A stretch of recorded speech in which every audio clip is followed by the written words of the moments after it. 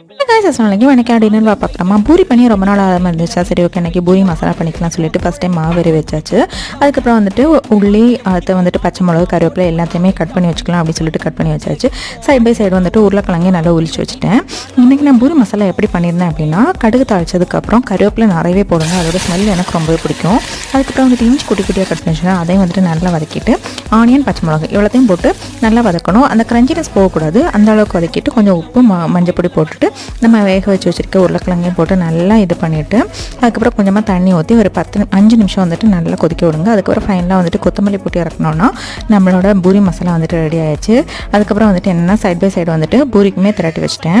இந்த ஒரு இதில் வந்துட்டு ஜோதிங்க அவங்க சொல்லுவாங்கலாம், நான் போட்டால் பூரி புஸ்ன்னு தான் வரும். அதே மாதிரி எனக்கு வந்துட்டு செம்ம சூப்பராக வந்துச்சு. எந்த பூரியுமே ஃப்ளாப் ஆகலை, எல்லாமே செம்ம சூப்பராக இருந்துச்சு. ரொம்ப நாள் கழிஞ்சு சாப்பிட்டனாலே என்னதான் எனக்கு டேஸ்ட்டுமே அடிப்பொலியாக இருந்துச்சு. உங்கள் வீட்டில் என்ன சொல்லிட்டு கண்டிப்பாக கமெண்ட்டில் சொல்லுங்கள். நீ